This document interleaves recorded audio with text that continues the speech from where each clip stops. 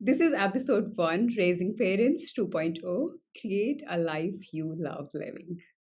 I'm so excited to have a very, very special guest today. So, how do I even begin to describe this special person?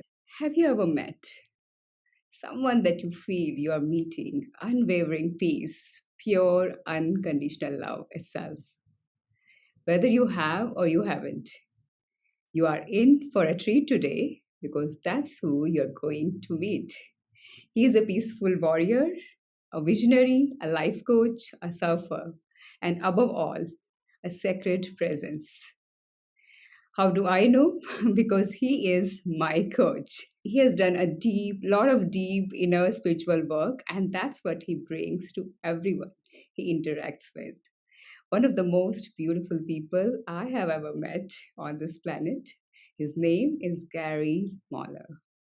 Gary's husband to Kanaku, father of Kwan and Kona. I just met them. He's based out of Vancouver, BC. Though, as he says, he's home wherever he is. He has a big list of credentials into life coaching, leadership, mindfulness. He has been coached by topmost coaches of the world like Steve Chandler, Steve Hardison. And I know my listeners will feel today the peace and love that Gary exudes from his being so naturally. Let me welcome my coach, Master Coach Gary Mahler. Thank you, Gary. Thank you for Oh, being on the show. hello. You're welcome. And thank you for the beautiful introduction. It's just wonderful how you create me for your listeners, for your viewers. It's just thank you for your generosity in inviting me to just share a little bit of what my world is like as a possibility for the world. So thank you. I'm so honored to have you on the show, Gary. And looking forward to our conversation as we talk about life, love, and lots of other things. Yeah. So I would love to start with how I connected with you, Gary, last year, because that happened through a podcast itself. So I was listening to a friend Yayati's podcast when you described about who you are, your I am statement. And I absolutely love that. I just wanted to connect with you, learn from you, know more about you. So would you share with us how you describe yourself? I am infinite stillness born of ease and flow. I'm pure connection to the all powerful, and I create what I want. I'm generous and warm hearted. I'm powerful. I live a life of freedom. I'm playful and patient. I am love coming from love. I am forgiveness and understanding. I am goodness. I am free. Because I'm free, I love, serve, and acknowledge, and I realize that no one is worthy of my judgment, cynicism, self righteousness, or anger. They're only worthy of my love. Because I live my life and create my life in this way, I take empowered action and I'm fearless, bold, and courageous. No matter what happens inside of me or outside of me, I remain unmoved and worry free. Nothing moves or shakes me, even when I'm moved or shaken. I'm filled with joy and I delight in all of life. It ain't nothing till I call it. So those are the first two stanzas of who I am. And I cultivate that and create that and live into that daily. That's who I am. Mhm. So, how do you create that?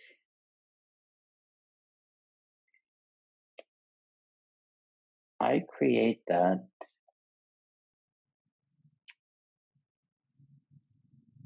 daily from when I wake up to every moment of the day. Some part of that, those are the first two stanzas, there's five in total. I remind myself of who I am almost all of the time. I live into who I am all of the time. I go to bed, I remind myself that that's who I am. That's the most important thing to me. I wake up, and that's what I remind myself through reciting that. It's the most important thing to anything that I'm going to do is to remember who I am. And from that, I can create my world. I can be with people. I can be with my wife and kids. Mm. That's how I create it. Beautiful.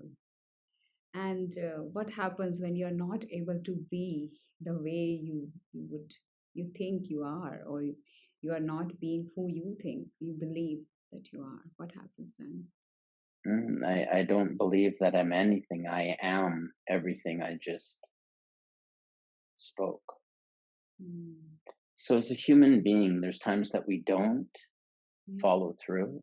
Yeah. So, if I don't follow through, I forgive myself for judging myself. If I commit to something and I don't do what I say, I clean up Mm. with whoever I have done wrong to. So, most people think that these things that I speak are affirmations, or they call them confirmations or declarations. But what I've seen with most people is those things are what they pray and wish they were, but they really know that they're not, Mm. because they've got an undercurrent of judgment against themselves, that they're believing lies about themselves. So no matter how much you say stuff, if you don't believe it, it ain't true. Mm. So there's a practice that I did with my coach, and it is a forgiveness practice for forgiving myself for judging myself as something. Mm. So in this, I'm not forgiving myself for being impatient. I'm forgiving myself for judging myself as being impatient. There's a distinction there. Yes, right. And I come back, and when I forgive myself for judging myself, judgment is a debt, forgiveness pays the debt. So if you're in debt, you feel heavy. Mm. Judgment is like debt. It's like you owe $1 million. Oh my God, I'm so heavy. I owe the debt. Forgiveness pays the debt. I forgive for myself for judging myself. So what I did was, every time that I thought that I was, let's say, rejected, and that used to be the thing, I'd hate rejection. I looked at every time that I felt rejected by a girl, by a client, by something, somebody, I forgave myself for judging myself as rejected. And in that, I found out that I wasn't rejected. They were just confirming something I believed about myself, and I rejected me. It just gave me carte blanche to just keep on judging myself, reject myself. So I went through all of the times that I thought I was rejected, and I forgave myself for judging myself. And then when there was a clean, open space, I said, for the truth is, and the truth is, I am free. So that's all that resonates. I am free. I cannot be rejected. People can tell me no, people can tell me whatever they want. But the truth for me is, I am free to never reject myself, no matter what happens. Right. And in that freedom, I declare who I am, what it is that I want, and I declare, um, I am free. So since I'm free, I take empowered action. I can take empowered action because whether or not you say yes to me, it's irrelevant to me. So I can take that empowered action. I'm fearless, bold, and courageous. I just do what I do because I know who I am.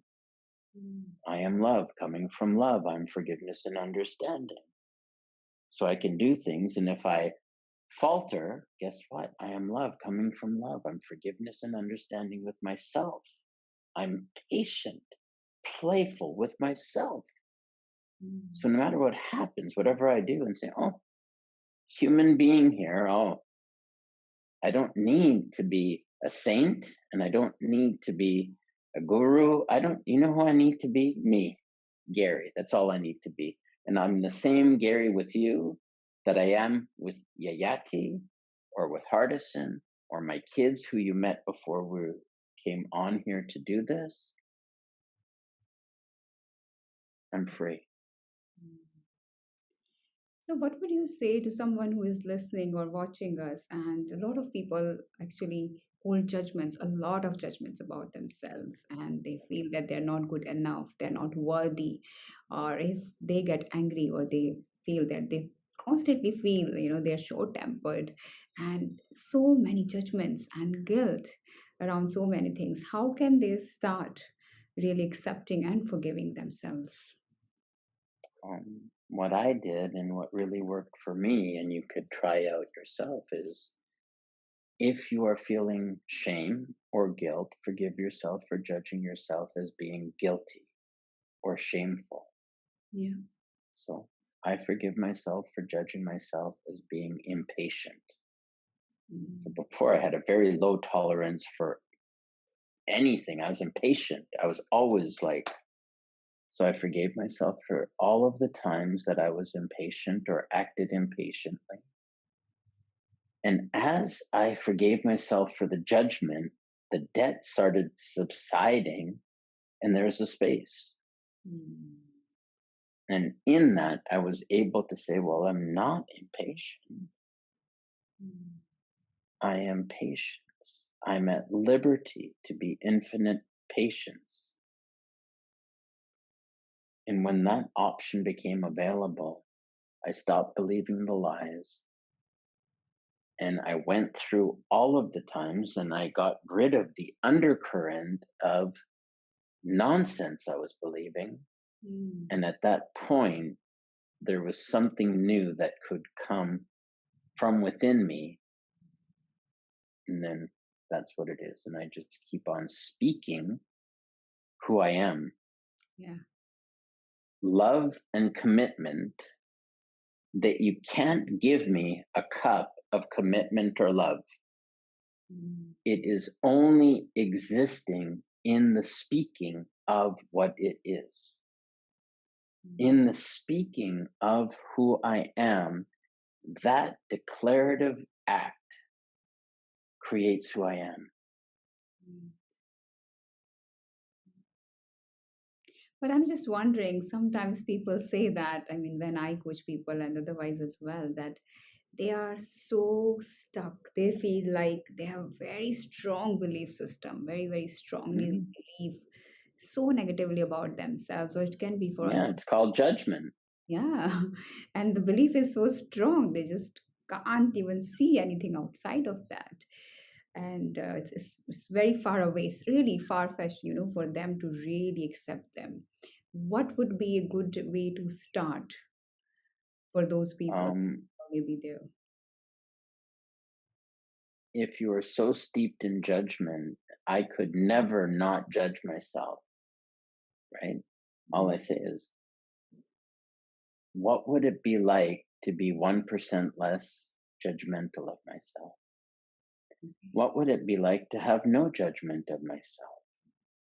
What would it be like, even if I don't believe it, to Mhm. be open to the possibility that if I forgive myself for judging myself, I'll be 1% lighter? Right. I don't know of anything else that cures self judgment, lack of confidence, or any of these things, because we've been really taught to believe the lies about ourselves. And the only way to get better is if we chastise ourselves, make ourselves wrong, then we'll get better. And I'm sorry, you take a look at how many times you've made yourself wrong or other people wrong, and you keep on digging a deeper and deeper grave. Yeah. Just goes on and on and on. Yeah, totally. I mean, this is a huge misconception. I see that people just Right. believe that if they feel guilty and really bad about themselves, and that would really help them improve.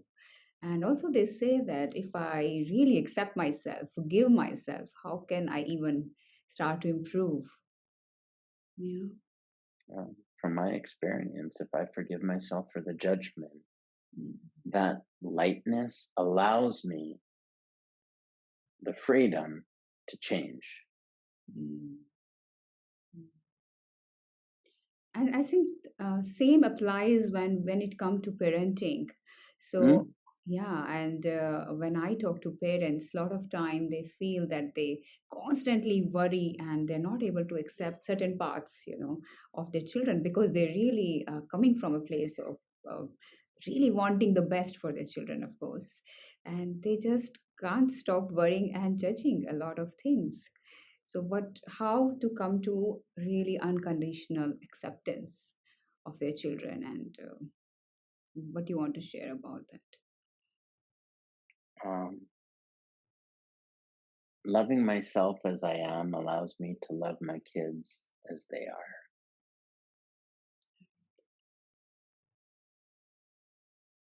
If I am constantly chastising them, I'm creating an inner voice within them that will be chastising themselves, and I'm just going to be ensuring they continue down a path of whatever it is we don't want for them. Mm. So what I do is this is I love what it is that I don't like about my kids out of them. My son was very rambunctious as a young boy. He would run around in the Japanese preschool and all of the kids would be behaved, and it caused my wife a lot of grief. And I remember working with Steve Chandler. Um, I just kept on working on, like, my son's driving us crazy. I don't know what to do. What do I do? And basically, I was with my son and I loved him. And over time, he gradually grew out of it. I know my awareness and presence with him and the allowance of him to be there and the time that I spent with him, present with him, still with him, listening to him as a little boy. I've got pictures where I would sit and meditate and he would be on there and he would just go. Then I'd let him go and I would meditate and then he'd come back and he'd sit. So I wasn't holding him, he would just come back because it felt nice. My daughter was very shy. Worked with my coach and we just worked on it for 15 minutes and we're going to love that shyness out of your daughter. That was 2 years ago, 3 years ago now. She's not shy anymore. I loved her exactly as she was. And in that, something else blossomed. And along the way, I did certain things and I was with her. But I promise you, the biggest thing that I did with my kids to change these behaviors that were troublesome, I spent time reading to them. I spent time before bed sitting in my bed with them. And we do this thing called hanashi. Japanese hanashi means to speak or to talk. For me, hanashi is a little bit different. Hanashi is I be quiet and they talk and I listen and I'm present. I let them talk about what they want. I let them tell me what they want. And then I'll ask them questions. And in that, they feel seen, they feel heard, and safe and loved. That changed my son and my daughter. And during Hanashi, if my kids want to know which is stronger, Godzilla or King Kong, I'll just tell them. What is stronger, a dinosaur or a gorilla? And I'll just listen. Man, you want to talk about that? Would you rather this or that? Whatever you want, I'm there with you. That changed them. So what you're saying is that you loved, accepted, and loved shyness out of her, and she Yes. blossomed. She blossomed. some parents might think like, okay, if I just completely love and acceptance, accept the parts of my children, and if they don't change, they might worry about it. That if sometimes they feel that they have some social anxiety or they have certain issues, they don't mingle or they are not very confident, and if they don't change, what would you say to those parents?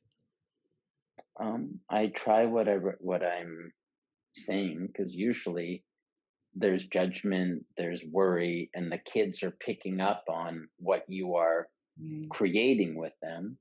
And if it's still not working, love and accept them and bring them to someone who can help them. If there's professional help to help with shyness and it gets to the point that nothing's, but first, change how you create your children. I created Kona, that's my daughter. People would say, "Oh, your daughter's very shy in front of her." And I didn't tell them, "No, she's not." I just said, "Some might say she's shy, but I don't. To me, she's just very observant and caring and brings me back to the present moment and generous." So I would create her in front of these people, and then they totally forget that she's shy. They said, "Really? In what way?" I say, "Man, if I'm sitting and I need something, she's there and she brings it to me. Oh. She's so observant." And I create her to people.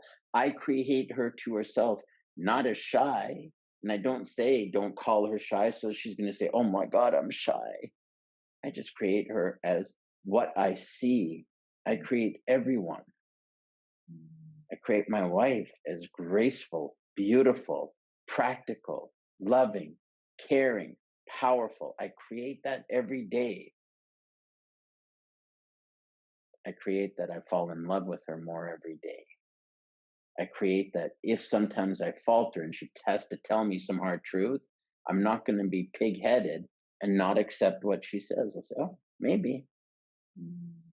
Yeah. So when you say that you create people, Mm. tell us more about that. What do you mean by that? The way you Um, see them, that's what you mean? I create them in how I am non judgmentally. So I create that. I Mm. create them in how I speak of them to other people. Mm. So most people, if they gossip, they create people down. I create people up. Mm. I love, serve, and acknowledge. I will find something, and I don't say stuff out of my butt to just make people like me. I will find something that I actually believe is true, and I will share that with people. I will say, "Oh, Mm. thank you. You are so kind. You are so generous. I really appreciate you. Thank you for what you're doing." I create them up. Mm. So in this, man, I just create everyone. So genuinely finding something that you would love and then I express. don't I I don't say things I don't believe, or I don't say anything to get something. I don't need anything. And only from a non-judgmental place of myself can I be non-judgmental of other people. If I'm in judgment of myself, the world looks gray and dreary, and I find problems with everybody. Yes. I know when I am not good with me, my wife's not good, my kids aren't good, the world's not good. When I am correct with me, I can be correct with the world. What is going on in here creates what's going on out there. Mm. So if you are in a challenging situation, if lots of, let's say, something is going on around you, and that could disturb, how would you stay in that presence, that patience you mentioned, that goodness in that Um, moment? eh, Unless I'm cultivating this over time, I'm essentially cultivating a firm foundation for my life in my meditation practice, in my stillness, in my alone time. Most people never take the time. They're mm, busy, busy, busy, and then they're wondering why everything's falling apart. So to me, my practice of stillness, of quiet, of forbid, of reading, of doing what it is that I need to meet the world, that creates it. And it is a practice over time. So in the last 20 years, I've created this thing where I want peace. So I found ways to cultivate peace mm, through studying about mindfulness, reading a very beautiful book called Wherever You Go, There You Are by John Kabat-Zinn, which taught me the foundations, the fundamentals of Vipassana breathing meditation, which I just tried. In, out, breathe in, breathe out. Very simple. yeah, As I'm breathing in, what am I experiencing?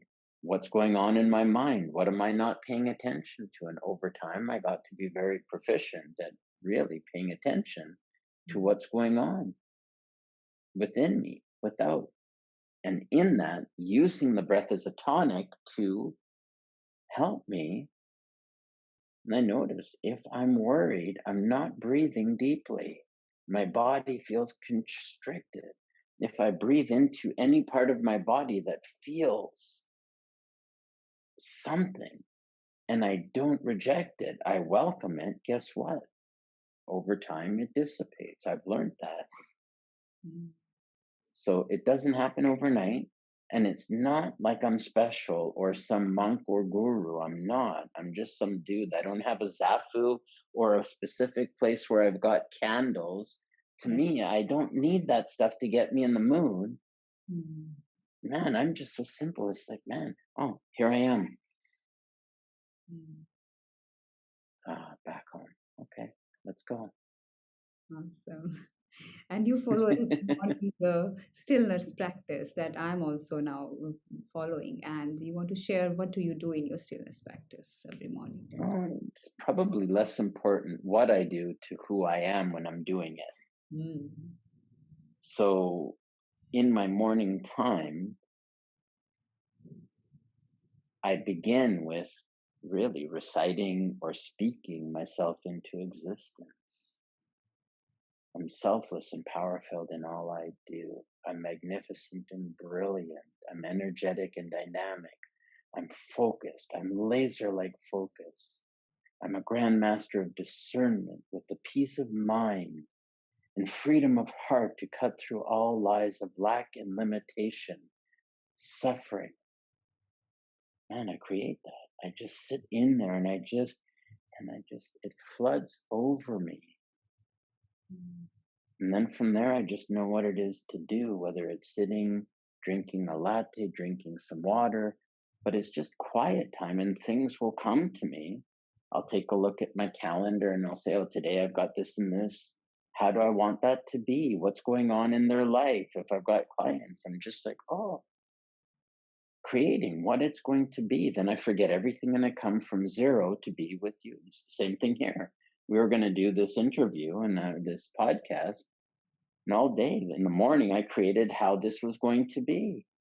I didn't know what I was going to say, but I knew who I was going to be. I create that. Prepare myself for when my wife wakes up, when my kids wake up, prepare for eating together, making their bed, brushing their teeth, doing some piano practice. I create that. And then they do what they do and they're crazy fighting and blah, blah, blah, blah. And then I have a choice. Oh my God, am I going to be, crazy serious dad or am I going to be playfully patient? That's what I'm creating now. Man, I want to be playful and patient. And guess what? We have a lot of fun. And sometimes I need to say, okay, time to go. Let's go. And I don't need to get upset or angry about it. Before we came, they were going to bed. We're like, okay, now it's time. And they said, bye bye. Yeah, and they're all cute. And you're like, oh my God, you're like twins. And then they just go. My son had my AirPod. I said, okay, where is he? He goes, it's there. Just give it. Okay, bye. Time to go. I love you. I'll see you in the morning. nice. I create that. Awesome. Some people, when they start stillness practice or any kind of meditation, and they find it really hard. And Mm. find that, oh my God, my mind is making so much noise and I can't sit. A lot of my clients, when I ask them to, okay, just sit for 5 minutes, they're like, oh, it's so difficult, like, because I just go crazy. Anything you want to say for them? Yeah. Most people do meditation to get rid of that. Meditation isn't about that. Meditation is paying attention to what's driving you crazy. Mm.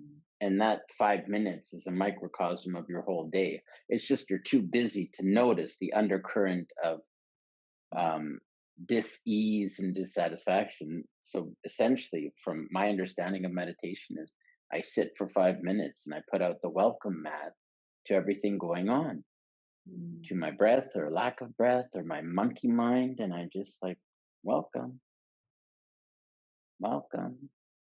That's amazing. Oh my God, you're thinking about NFL football. You don't even like NFL football. Are you crazy? Now you're thinking about basketball. Don't you know you should be quiet? Come on. And I'm like, oh. So I just got to the point, whatever is going on in here, that's going to do it. And I breathe through it. Yeah, that's so funny. The brain is doing what it does. It's judging. Oh my God, it's judging. Oh, it's laughing now. Oh.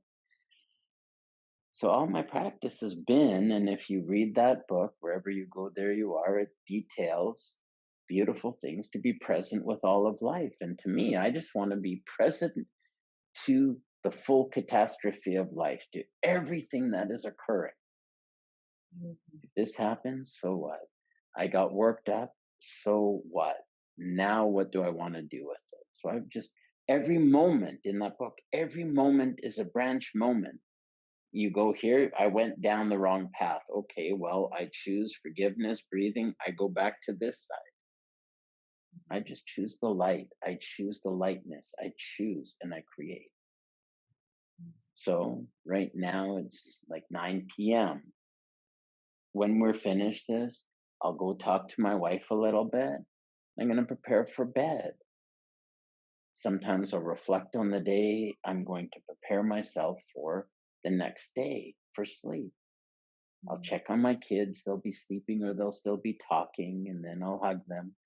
Man, like I just don't even know what I'm going to do, but I know I'm going to be present and aware and alive to it. Mm.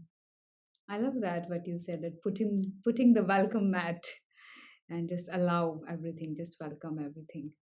And I've noticed in our conversations earlier, you really vouch for slowing down. Mm, That is something which has really helped me, and I also keep mm, coming back to that. And a lot of people are just rushing through life. Yeah. mm. So how I do was one of them. yeah, how do you think it has helped you in your life, or what you want to say about that? Um, we believe that the more we do and the harder we push, the more force that we exert on the world, we get what we want. Mhm. Um, and it comes at a very high cost Mm. because life passes us by and we miss moments. We miss moments. My kids wanted to come say hi to you. If I would be, I'd say, just go to bed. I've got things to do. Yeah. Come on, we got to get this done. Come on. And I'm like, man, please. Okay. Take the time. Okay. That's beautiful. Now, good night. I'll see you later. Slowing down allows us to become present to what's going on within us and outside of us, and Mm. then really allows us to have a realistic relationship with life, not a sped up, out of control. I need to do this and I've done not done this. Oh my God, I didn't keep my diet or I didn't do this. And then judgment comes in and it just falls apart. My husband is so bad. My wife is just so nagging me. Oh my God, my life's a disaster. Faster, faster, faster, faster, faster. And I'm like, man, if I slow down, I had an idea. I lived in Tokyo for 2 years and I was just kind of fooling around for 2 years, running my business remotely, my old business, which I sold. So I had this idea. I don't know what's going to happen today. but I Mm. got a pretty good idea that 50% of it will not be to my liking. Life will give me some lemons, I'm pretty sure. And 50% I'm going to be pretty okay with. Mm. And I said, I am going to be deliberate. When something occurs that I don't like, I will slow down. I will take my practice of mindfulness and breathe through it. And I will learn to see what's occurring inside of me when something happens. So there's one time specifically where I was on a train. So I was studying Japanese, and there's a circle line in Tokyo. And where I lived and where this school was right here. So it's not quite halfway. So I went to class, and then I was a tutor. I would tutor English. And near where I lived, I had a client that I was doing some consulting and tutoring with. And I was on the train, and at the platform, it was a crazy platform. I took the wrong platform by mistake. So instead of going here to get on time to my thing, I went this way, and I realized over here, it didn't matter where I went, I would be late. I hate to be late. And I was like, and I just judged myself. I was angry. So then I had, it wasn't a smartphone, but it was a Japanese phone. It was pretty advanced at the time. And my client's name, his nickname was AT, and I was TK. I said, AT, I am so sorry, but I will be late. He said, hey, TK, no problem. I can use some extra time. And I said, oh, so then I'm Wow. on the train, and I'd never been on that northern part of, I never would go there. It's so far. Why would I want to go to, Ikebukuro, or like, why? But then I'm there, and I'm like, oh, that's quite nice. I've never been here. Oh, there's some pretty girls I'm smiling at. That's so nice. Oh my God, it's so fun. I really learned something, that in that moment, instead of, man, that was something that I didn't want, but so what? What will I do with it? And I learned something. And then, I went there instead of rushing, Mm. running, because I could just take it easy. Mm. And we got there, and we did our stuff. I was like 45 minutes late. So we just did everything. And I never really compacted my life so that I could see my other, clients later, like, because I had time. I gave myself time. So I really learned Mm. in Tokyo, yeah, time. I had time to read this book. Mm. Everywhere I went in my knapsack, I had that book. Mm. Man, I slowed down. In those 2 years, I prototyped the life that I live now. Wow. Mm. I can see like so many of us will just keep on running, like as if we are running out of time, and there is something to somewhere to reach to. And I remember once a client told me that if I sit for a moment doing nothing, I go crazy, Saloni, because I have to be Hmm. productive. Because, and then she told me that my dad used to say that to me, like, even if I'm sitting idle for a moment, why you're not doing something? You must be doing something with your time all the time. So I think we have this crazy idea that we have to be so productive and keep on doing something. Yeah, Yeah, it comes at a cost, yeah. and life passes by, and there's no race, but at the end, we die. I tell my kids, um, yes, the body dies, but the memory you have of me will live forever. The times that I spend with you, I want them so you remember who I am and how I made you feel. So when I pass away, even if you won't see me, you will not need to be sad, because as long as we hold on to the memories that I have created with you, I'll never die. And if you speak to me to your children about your daddy, that will pass on. Mm. And they're like, but I'll be sad. I won't see you. Yeah, you won't. not in the physical form, but what I'm creating is that they are going to remember every day Hanashi speaking with my kids, talking, listening, being with them. They're going to remember the mornings where I wasn't frustrated, but we played. They'll know that when I falter and I say, my son is very funny. He's got, my wife calls it the Mahler gene. The Mahlers come from the Black Forest. So we lived in the Black Forest, and we also lived just in Croatia, Serbia area. And they got a temper. My son has it. I have it. So like my son learned from me, especially when he was young, when I wasn't so forgiving. This was before I did the work with my coach on forgiving.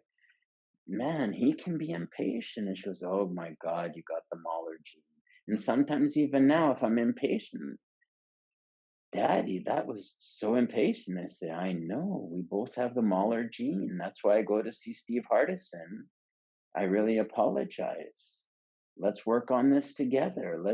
When you're impatient with Kona, or if I forget, let's forgive ourselves. I talk to him, and he's, then he changes. Awesome, beautiful. I remember once you shared that about your coach that I love everyone, whether I like them or not. Mm. I know we have so many preferences, so many judgment, of course, for ourselves and for others as well. So, would you share that? Elaborate on that.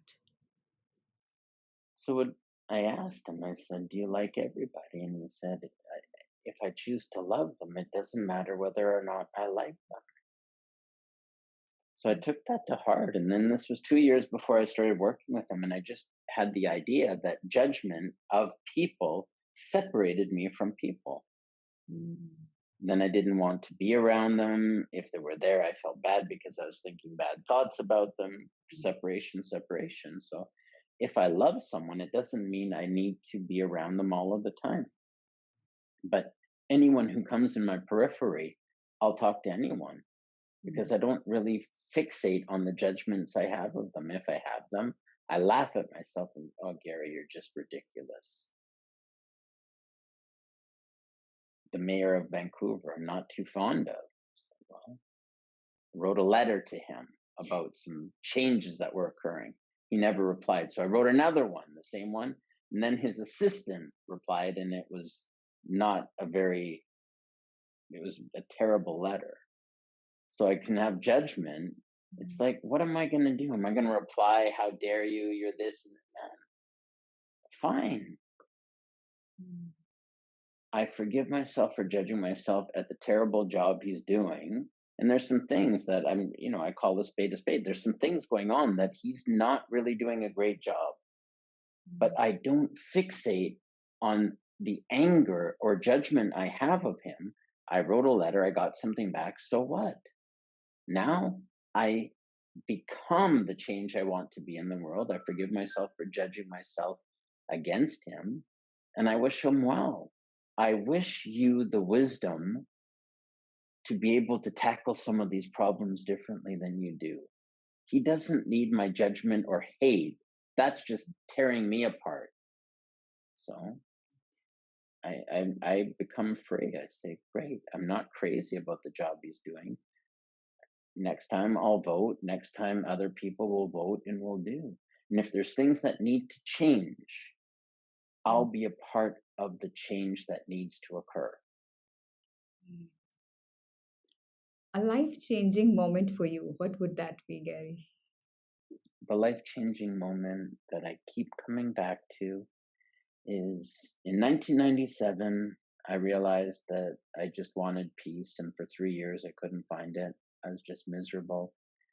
I went to Japan on a business trip, and I went into this beautiful temple in Nara, Japan, and there's a Buddha inside, or so I'd heard. And I went there because it was a touristy thing to do. And I walk in from the humid outside, the cool air from inside, because it's a wooden structure with beautiful ventilation. And I see this Buddha. And I was like, man, I want that. I want that peace. 21 years later, I have that peace. I Mm. have that peace that no matter what happens inside of me or outside of me, I remain unmoved and worry free. Nothing moves or shakes me, even if I'm moved or shaken. I can be with anything, and that peace remains. I can sit through anything. And if I can, I forgive myself for judging myself. I am love coming from love. I'm forgiveness and understanding. Whatever life offers me, Mm. I choose creation from surrender, acceptance, and allowance. I love my wife, my son, my daughter with all my might, and I lay my life down for them. And if I forget that, so what? You know what? I just go back to doing my job. My job is to love my wife, my son, my daughter with all my might and lay my life down for them. So, do I do that all the time? Man, I don't. I'm a human being. I'm not a saint. I'm also not a sinner. I'm Gary. And I just come back to this.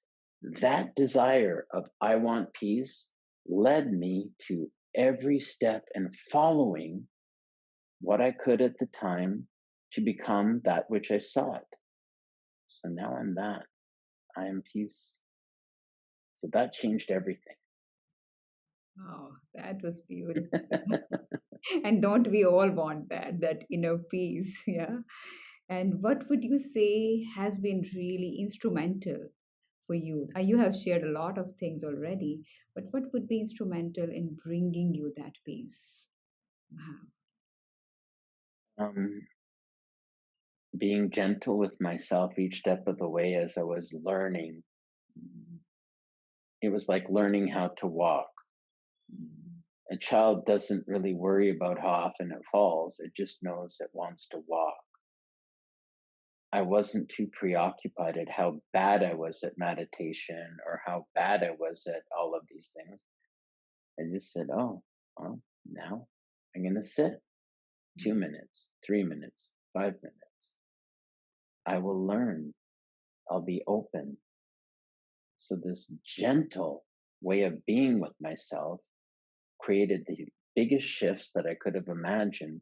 And there are things that I still don't know, but there is an ease and flow to creation mm, that is occurring within me where things that I couldn't have imagined are being manifested through me, life living as Gary, that I could not have even fathomed. And it just occurs. So, wherever you're at, there's no other place to be. You're perfect where you're at. Take some of the things I've said, read some of the things. If I can do this, and I tell you, I am far from a guru, far from a monk, far from anything. I'm the most pragmatic, practical, for all of this airy fairy stuff I speak to, I'm the most pragmatic and practical person. It's like I will be open to things and I will test them mm. and I will be open in my heart to anything to bring me that which I seek. I just realized I wanted peace, and now I do everything to be love, peace, non judgmental, and I create it. And some days when I falter, guess what? I create that. I am playful patience, especially with myself, because I'm a super slow learner. I am love coming from love. I'm forgiveness and understanding, especially with myself. And I always get what I want, peace. Wow, that's just an amazing consolidation of everything you've shared, Gary. And that's, I think that itself answering my question, which I might was thinking to ask, that how to create a life that you love living. I think, yeah, anything else you want to add to that? Follow the breadcrumbs. Mm.